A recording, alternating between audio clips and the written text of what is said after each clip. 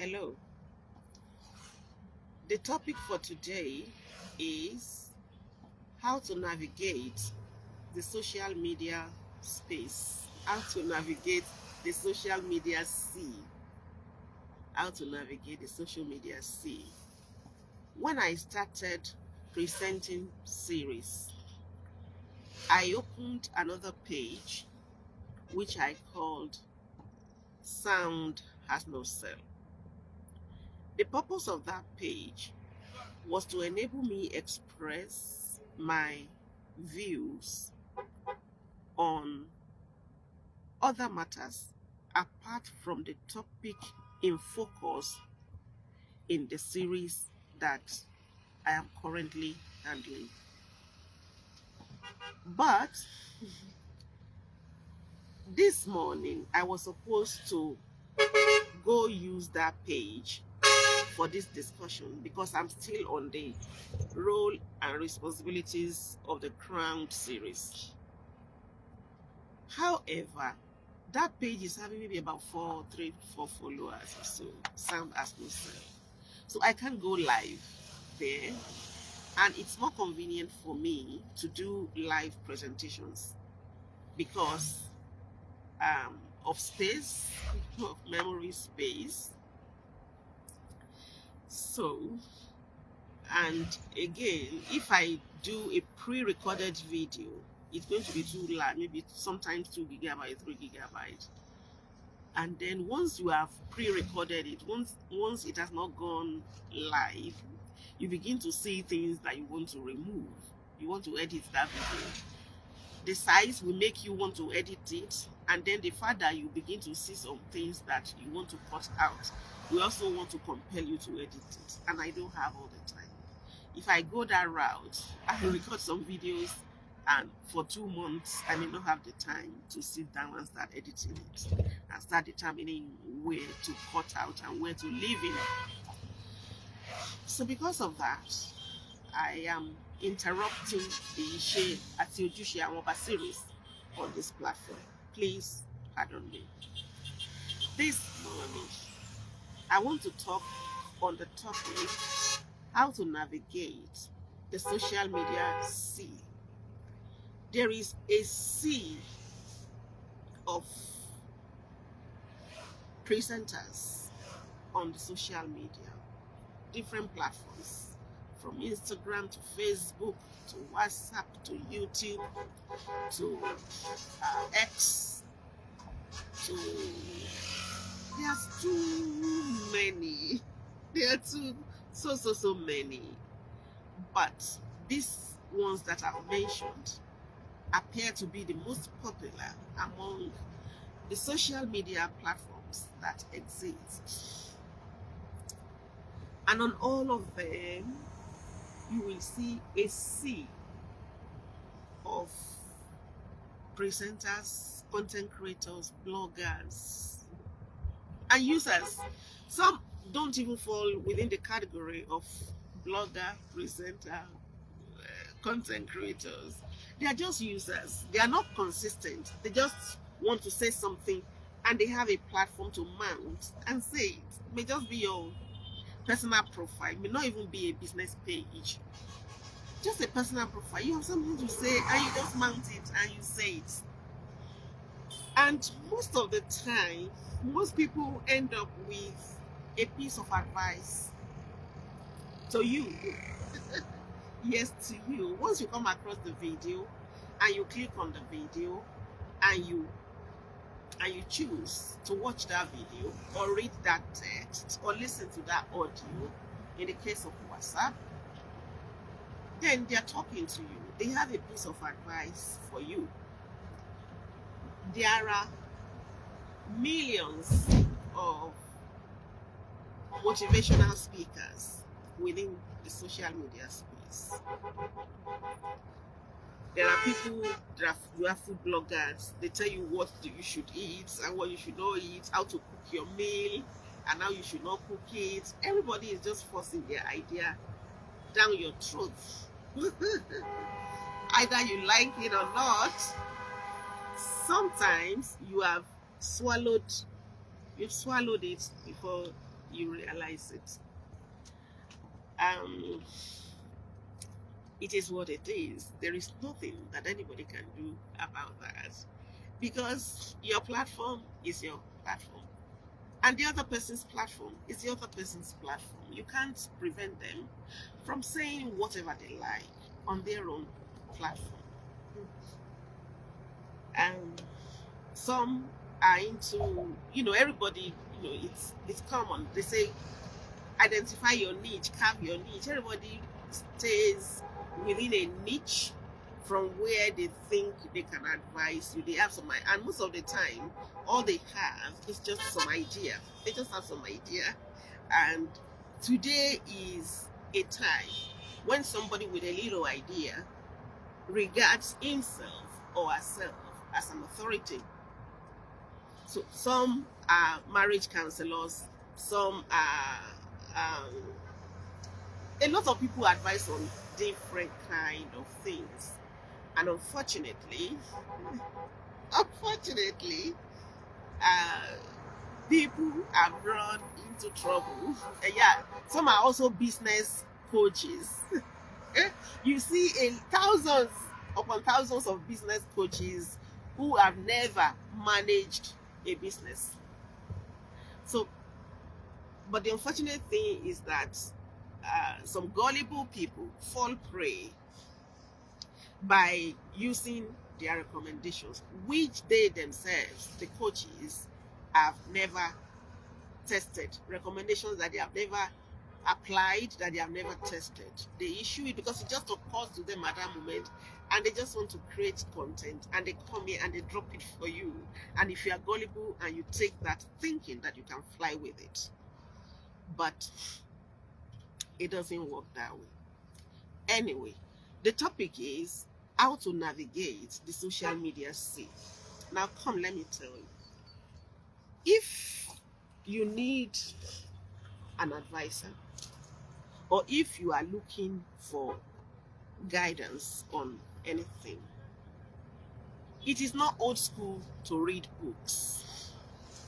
It is not old school to go for short-term courses. It is not old school to go and search, do a deliberate search. There are very rich content, even on the social media space, that are not trending because they are not entertaining, because they are not produced by people who are controversial. They are produced by people who are quiet, serious, civil, organized, reserved, calm. They are not trending. So if all that you are taking from the social media is from the trending stuff, you may be eating the mess while ignoring the sumptuous meals that are available. So if you need knowledge on any particular thing, it is not old school to read, it is not old school to search deliberately, not just something streaming by. The watery stuff stream by more rapidly than the solid stuff. So you are just there gulping the watery stuff while the solid stuff is somewhere kept away from your eyes. It takes you to search deliberately. You want a mentor? Go on YouTube. YouTube is a place where you see a lot of professionals, people who are well educated in the particular fields that they have chosen to create content on. You see professors, you see PhD holders, you see people who may not be professors, who may not be PhD holders, but they have at least a first degree. Some have NC, ND, and ND, National Diploma, National Certificate on Education, NC. There are some who have school cert, but they have been teaching, brilliant school cert holder who has been teaching physics, chemistry in a private school for a long time. Maybe he has not had the opportunity to go back to school, but within the field of physics, he has been teaching physics. He has done personal experiments. He has researched. He has all his life is just on physics. All the entirety of his life is on chemistry. He's on that field. He has worked so hard on that, and he has a lot of knowledge. In fact, there are people who didn't go to school. There is one popular man in the north who has more inventions than many Nigerian professors. The man that invented the water stove and so many other things, so many other brilliant inventions. That so there are people who are given to academic, intellectual stuff, and they have labored in particular fields, and they can speak on that field. There are people who have been married. If you need, if you need counsel on marriage issues, there are people who have been married before I was born, and they are still married. You will consider that a successful marriage. If you need counsel on business, there are people who have been running their businesses for 20 years, 30 years, 10 years, non-stop, consistently. You should deliberately go search and look for these people. If you don't do that, and you are just there waiting for anything that streams by to drink from, you will drink something contaminated. You know, when it rains, the agbara will swim by everywhere. And if you are just waiting for something that streams by, you will drink omi agbara now. You will drink water from the gutter. But if you deliberately wash your bowl and you place it out in the rain for the water to fall directly from the sky into your bucket, you have made some effort that is deliberate, and the water will also go straight into your bucket.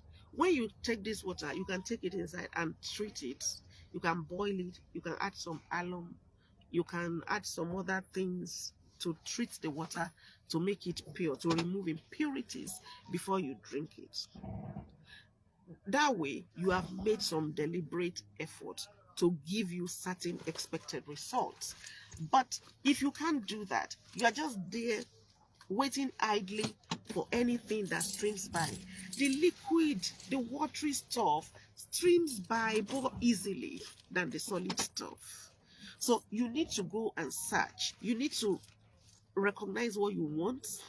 Go search for it. When you press your search word, many pages, many content creators, many speakers, many academics, many intellectuals, many sources will pop up for you, and you just test the waters. Test the waters, and determine and choose. Listen, so you listen to some man, within the first few minutes you realize, no, this is not what, and you leave. You go check another one. In that process, you will eventually recognize the one that will benefit your life, and you choose that. Sometimes you can choose that and listen to that page for 6 months, 6 years. You will gain a lot from there. There are times you are listening to some channels, and after some time you have taken all that you need from that channel, and you know that you have outgrown the consciousness, the level of this person.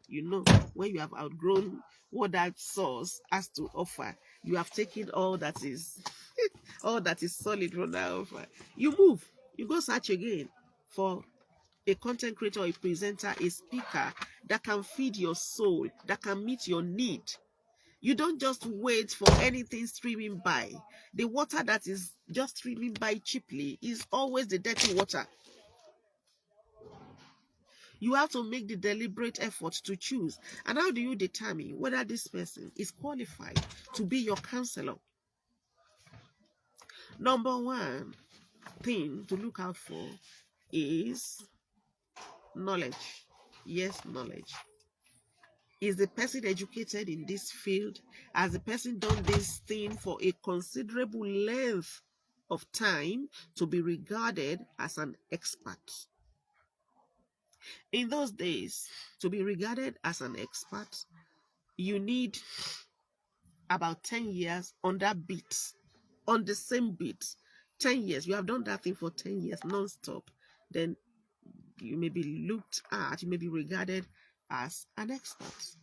In today's time, when life itself is in a hurry and everybody within life is in a hurry, they count it in terms of hours.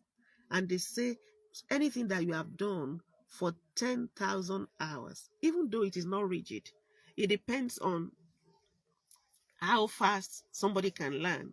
Somebody might have been doing something for 20 years and somebody will come within 3 years and will pick it and we just connect with it and will become so good in it. But I tell you, experience will still have its place.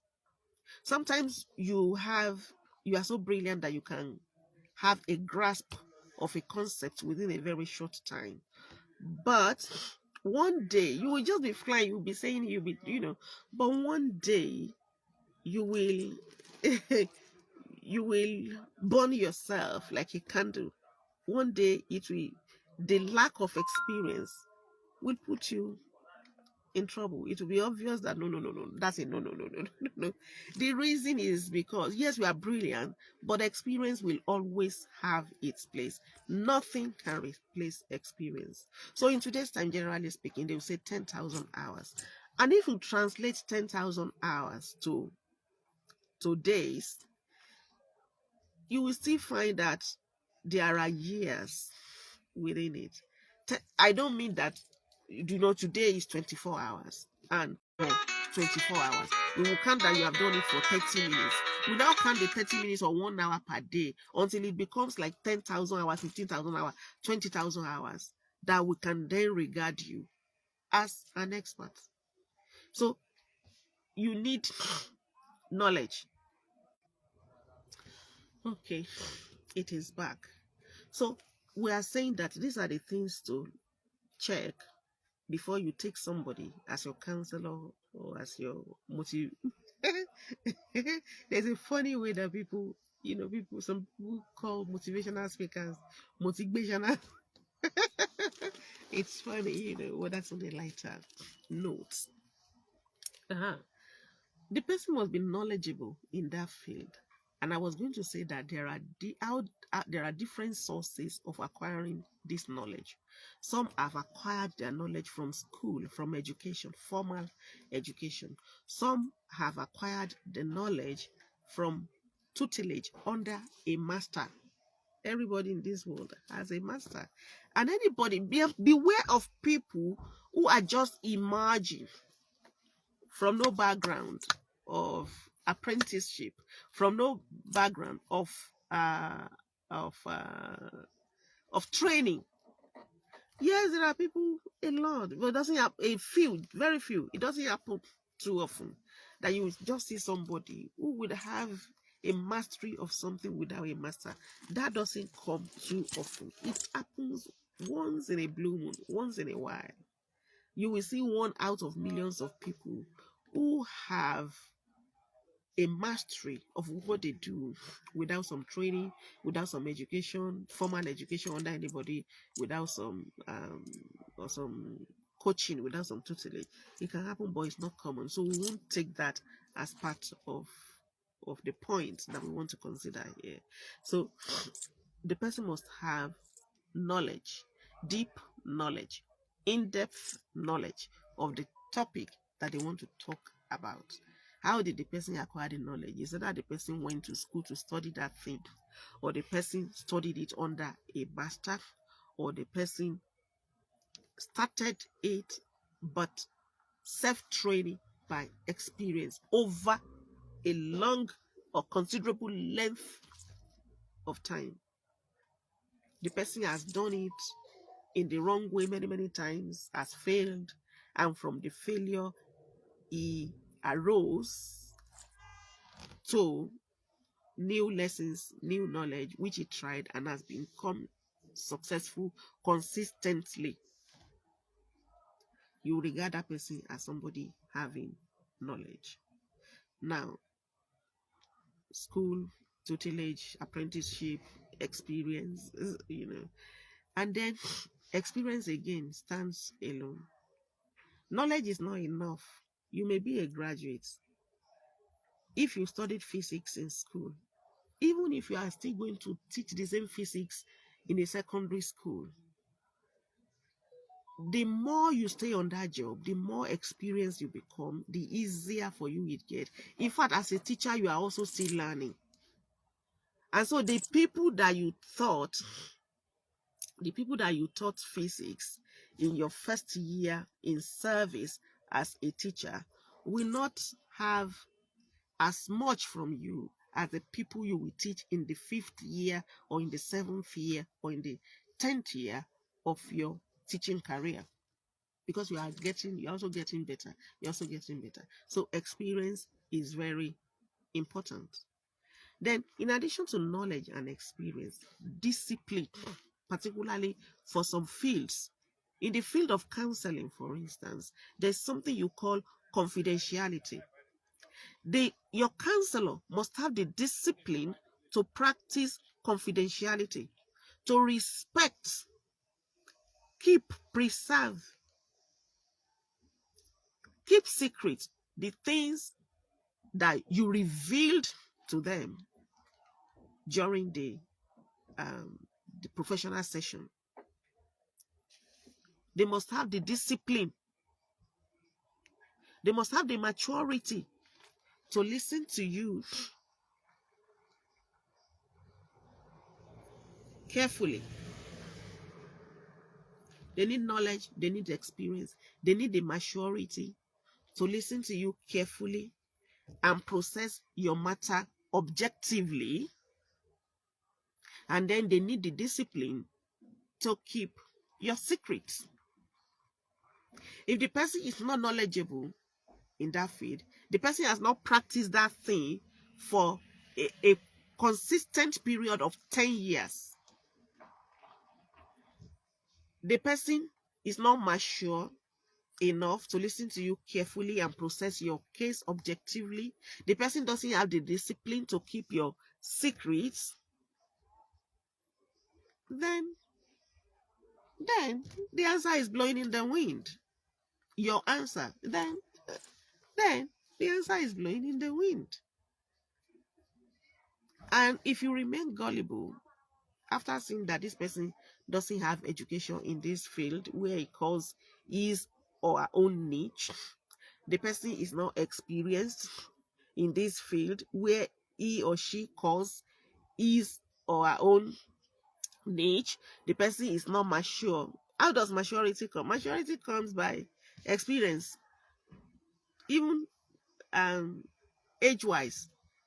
If they say this person is mature, you can't call a 15-year-old girl or boy a mature girl. No, you can't. The natural maturity comes by age, but maturity in your field too comes by experience. You must have been doing that thing for some time. If you have not been married for a considerable length of time, keeping the marriage intact, if you have not been in business, if you have not been married for a considerable length of time, they can look at you and say the marriage has passed the test of time. You can't be a marriage counselor. Yes, you can blunder into right, but you will also create more problems for the people who come to you for counseling, because you will just be using the narrow periscope of your personal experience, because that is all that you have seen within a short time. You can't. It is only the naive, the gullible, who will regard you as their counselor. I see a lot of business counselors within the social media space, and the content that they are dishing out is not even for you. You have 100,000 naira to start a business, and you are following a business coach who is speaking to people who have 250 million naira to run their business. What are you doing there? What are you doing there? You have a business coach who didn't start from from the see, many of these people who call themselves business coaches online are opportunists. They are opportunists who, by virtue of attending one church or by virtue of being a junior civil servant, and they are helping contractors to do the shady stuff, or they are helping the pastor to cover the track of their corruption. And so, because the pastor doesn't want you to talk, the pastor takes 10 million, they give you 2M. Your guy takes 100 million, they give you 5M. And you have brought some money together in that manner. And you, the first time you run a business in your life, you are starting with 20 million, 10 million, even 5 million. It's huge. You are now teaching people who are looking for the opportunity to raise 200,000 naira to start a business. Anyway, it's not their fault to call themselves your business coach. It is your fault to follow them, because you will be misled. Your business that you are starting is not even engaging you as an individual. Your business is not engaging you fully. You have a lot of idle time on your business. It's not engaging you fully. And you are following a business coach who is telling you to delegate responsibilities. You are following a business coach who is telling you to create aesthetics within your business space when you don't even have a business space. And the kind of people who can afford to listen to what, who need, the kind of people, business owners, who need what they are teaching, will not regard them as their coach, because they've been in business before content creation came. You are speaking to people who can afford to start a business with 250 million naira. People who are there have been in business before you were born, so you can't be their coach. You don't have the experience that they have. They would rather take money and go to a reputable business school. They would rather take some money, go to London School of Economics, Lagos School of Business, and attend high-profile courses to run their business. They won't listen to you. You are a newbie. You are an opportunist, and you are a newbie. You can't be their teacher. But if you call yourself the teacher for the whole world, you can. It's your, you can say anything you like. It's the duty of the people following you to be able to discern and recognize the class, the business class that will benefit the journey that they are just embarking on. So check knowledge, check experience, check maturity, check discipline. In fact, check prospects. The way this person is traveling this journey, where is he likely heading to? Check it too. That is how to navigate the sea of content creators, presenters, speakers, bloggers, and users who are dishing out all sorts of stuff to you on the social media. That's it for now. I'll see you again, and very soon. Bye.